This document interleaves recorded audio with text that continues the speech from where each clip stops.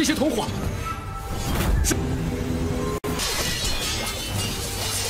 燃我血气！云飞的禁锢神通被破，陆先手。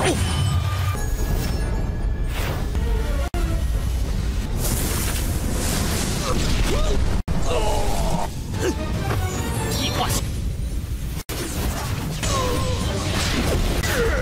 只怕为时已晚了，为太上长老争取时间。等车。 Halo semuanya, selamat datang di Ruang Film. Bagaimana kabar kalian semua? Semoga selalu sehat dan baik-baik saja. Pada hari ini kita akan kembali melanjutkan series Wanji Zezun atau Kaisar Segudang Alam episode 52 sampai 54. Pada bagian sebelumnya kita sudah diperlihatkan oleh keberhasilan Li Shui, Dao Wuchen, dan Mujihan yang menerobos ke ranah Golden Core dengan memanfaatkan kristal emas cair ilahi. Setelah itu, mereka secara bersama-sama mengikuti Xinde, Chanping, dan Zhao Tianxing dan niatan untuk pergi mengambil air ilahi.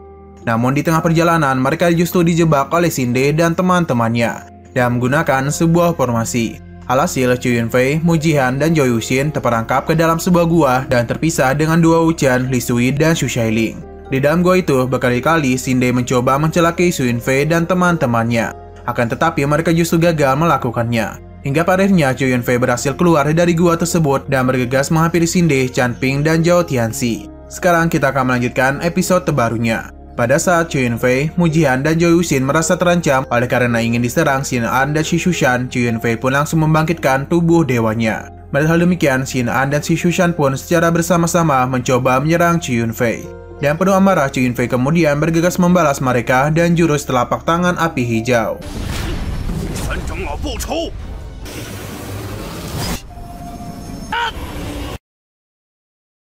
Sementara itu terlihat Dao Wuchen terus-menerus bertahan dengan pelindung emasnya dari serangan bawahan Xinde. Tak berselang lama, Xion dan Sima Yu pun tiba dan langsung menyerang bawahan Xinde. Kemudian Sima Yu bergegas menonaktifkan formasi yang menyerang Dao Wuchen sehingga mereka akhirnya berhasil diselamatkan.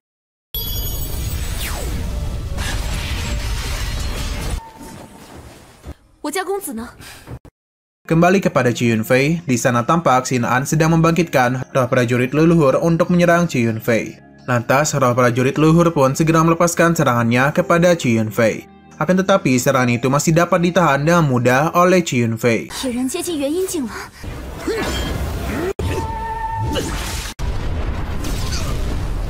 Tak berhenti sampai di situ, roh jahat leluhur ini kembali menggunakan jurusnya kepada Chu Yunfei. Melihat hal demikian, Chu Yunfei mencoba menahannya dan teknik penjara kehampaan. Sayangnya, tekniknya itu berhasil dipatahkan oleh lawannya.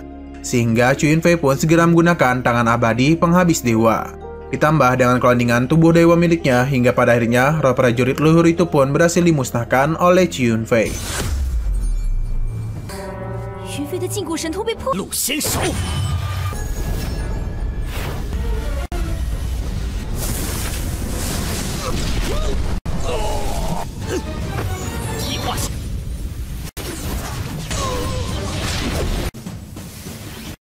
Tak berdiam diri saja, Xin Shushan kemudian bergegas menahan kloningan tubuh dewa dengan jurus sangkar dewa surgawi. Pada saat itu, Chu Yunfei memanfaatkan tebasan pedang tubuh dewa aslinya untuk menghancurkan sangkar dewa surgawi, sampai-sampai membuat Xin An dan Xi Shushan terpental.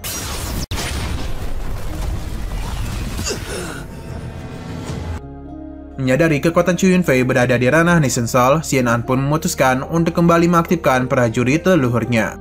Sambil menunggu Xin An mengaktifkannya, seluruh prajurit lembah Wangyu pun mencoba mengganggu Chu Yunfei dengan sebuah formasi.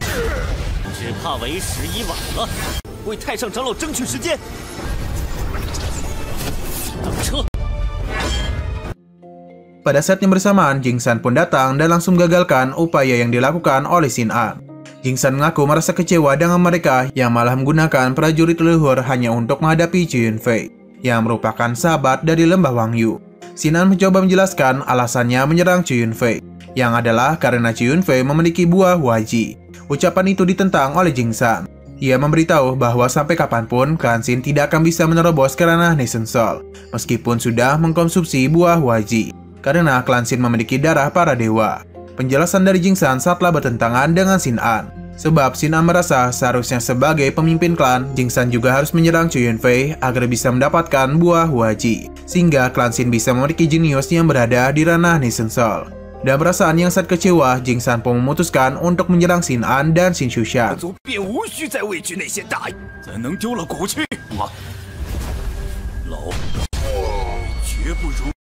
Tanpa mengurangi rasa hormatnya, Jing San kemudian mencoba meminta maaf kepada Chu Yunfei atas apa yang telah terjadi. Chu Yunfei mengaku bersedia memaafkan Lembah Wangyu selama mereka bersedia menyelamatkan Li Shui, Dua Wuchen, dan Su Shailing tanpa luka sedikit pun. Di waktu yang sama datang Xion, Xin Manyu, dan Xin Xiaoyu yang membawa Li Shui dan Dua Wuchen yang membawa Li Shui, Dua Wuchen, dan Su Shailing. Li Shui memberitahu bahwa mereka berhasil diselamatkan oleh Xion, Xin Manyu, dan Xin Xiaoyu. Di saat itu mereka bertiga meminta maaf kepada Chu Yunfei karena telah lalai dan mengakibatkan Chu Yunfei dan teman-temannya berada dalam keadaan yang berbahaya. Pada saat yang bersamaan, salah seorang prajurit melaporkan kepada Jing San bahwa para binatang-binatang iblis mulai mendekati Lembah Wangyu. Mendengar laporan itu, Jing San bersama bawahannya memutuskan bergegas pergi untuk mengaktifkan formasi penjaga lembah. Sementara Xion, Xin Manyu, dan Xin Xiaoyu akan membawa Chu Yunfei dan teman-temannya untuk pergi ke kolam Dewa Surgawi. Sampai di sana, Xin Xiaoyu menjelaskan bahwa pada saat bunga bermekaran, uap-uap air akan mengembun menjadi butiran-butiran yang mana itulah disebut dengan air ilahi. Ketika hal itu terjadi, Chu Yunfei diharuskan untuk mengambilnya dengan cepat, karena jika tidak, air ilahi akan menetes ke dalam kolam dan efek dari air ilahi akan melemah. Selain itu, aroma bunga dari bunga ilahi mempunyai efek samping yang dapat membingungkan pikiran orang yang mencium aromanya. Sehingga Chu Yunfei disarankan untuk tetap fokus pada saat mengambil air ilahi agar tidak terperangkap ke dalam ilusinya. Setelah itu, Chu Yunfei menyuruh Xion, Xin Manyu, dan Xin Xiaoyu untuk segera membantu Jing Shan. Chu Yunfei juga akan segera menyusul sesudah mendapatkan air ilahi.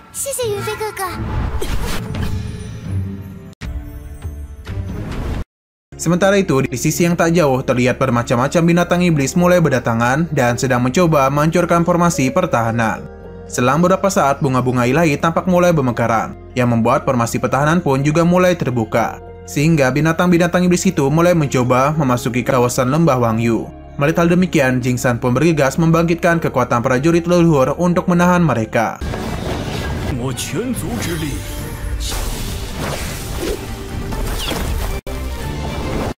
Ketika hal itu terjadi, Chu Yunfei langsung mendekati bunga ilahi sambil menunggunya meneteskan air ilahi.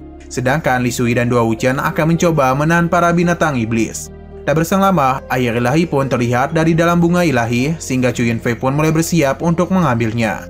Akan tetapi, Chu Yunfei tiba-tiba saja terkena ilusi dari aroma bunga iblis, hingga hal itu pun membuatnya terjatuh. Di dalam pikiran Chu Yunfei terlihat seorang wanita yang merupakan jiwa dari pohon Dewa Surgawi sedang berusaha mengacaukan pikirannya.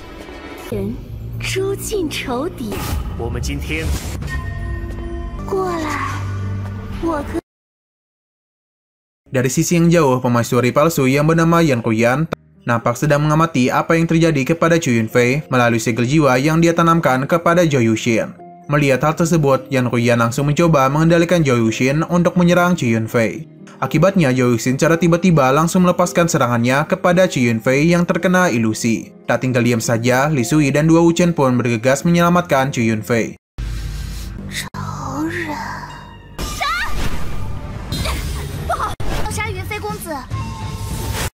Sayangnya, mereka berdua sempat ditahan oleh bawahan dari permaisuri palsu, yakni Bulbul.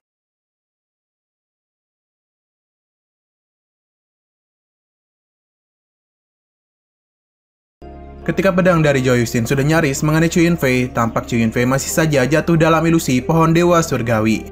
Sementara itu, di dalam pikiran Chu Yunfei, secara mendadak dia itu terlepas dari ilusi tersebut dan langsung menggunakan mata ilahinya untuk mematahkan ilusi.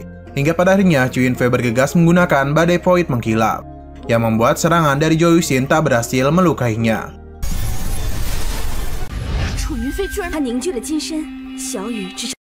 Tak berhenti sampai di situ, Chu Yunfei kemudian langsung menggunakan mata ilahinya untuk masuk ke dalam jiwa dari Zhou Yuxin. Di sana, Chu Yunfei menemukan jejak jiwa milik Yan Kuyan yang berusaha melarikan diri, sehingga Chu Yunfei pun segera menangkapnya. Akibatnya, Yan Kuyan menjadi sangat panik karena menurutnya akan sangat buruk jika Chu Yunfei menyadari metode rahasianya, yakni adalah metode obsesi jiwa. Lantas, Yan Kuyan pun memutuskan untuk memusnahkan jejak jiwanya sendiri. Setelah jejak jiwanya dimusnahkan, Chu Yunfei pun langsung gunakan air ilahinya untuk melepaskan segel jiwa di dalam jiwa Zhou Yuxin.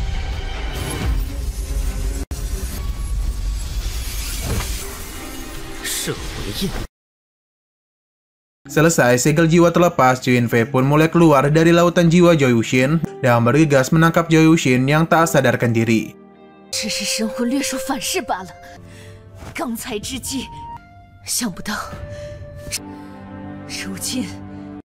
Pada saat juga, Bulbul mencoba melarikan diri. Sayangnya, upaya itu digagalkan dengan cepat oleh Chu Yunfei. Kemudian Chu Yunfei segera berusaha membuat Zhou Yuxin kembali sadar.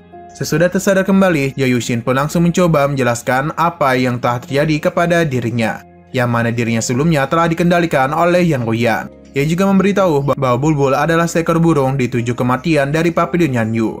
Akan tetapi, Zhou Yuxin tak mengetahui bagaimana cara Bulbul bisa sampai ke alam Xingyuan. 但他如何来到清源之域？是伪帝后在你是魂印，对我们的行动了如指掌。离山庄也是伪帝后故意我已用天一神水磨灭了，是个最佳时机除掉我。那就好。 Lalu ketika Liu Shuyi memeriksa Bulbul yang sudah tak sadarkan diri, ia menjadi sangat terkejut. Karena Bulbul ternyata sudah menghabisi dirinya sendiri dan cara meminum racun. Tak berselang lama terdengarlah sebuah suara yang ternyata berasal dari para binatang iblis yang mulai berdatangan. Lantas Yunfei dan teman-temannya pun secara bersama-sama menyerang para binatang iblis tersebut.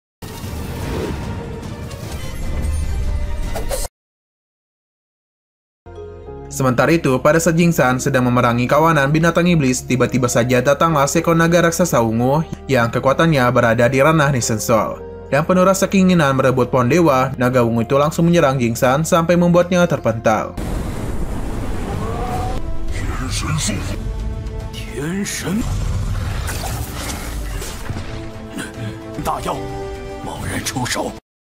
Lalu naga ungu mencoba mengancam Jing San dengan mengatakan kalau mereka harus segera meninggalkan lembah Wangyu. Karena jika tidak, dia itu akan membuat klan Qin musnah dari muka bumi.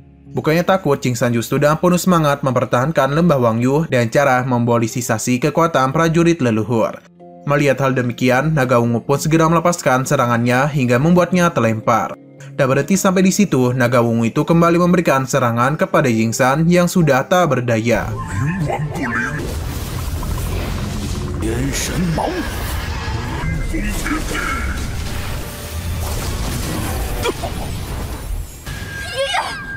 Akan tetapi, serangan itu dapat sekejap dipatahkan oleh Chu Yunfei yang baru saja tiba. Chu Yunfei kemudian menggunakan sebuah jurus telapak naga langit untuk menahan serangan dari naga ungu. Bahkan, serangan selanjutnya dari Chu Yunfei sempat mengenai naga ungu yang mencoba menyerangnya dari jarak dekat.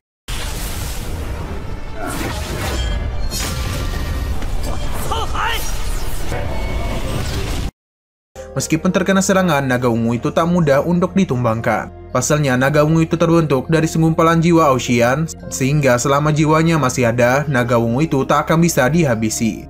Karena serangannya masih belum cukup untuk menumbangkan naga ungu, Chu Yunfei memutuskan untuk menstimulasikan garis keturunan dewanya.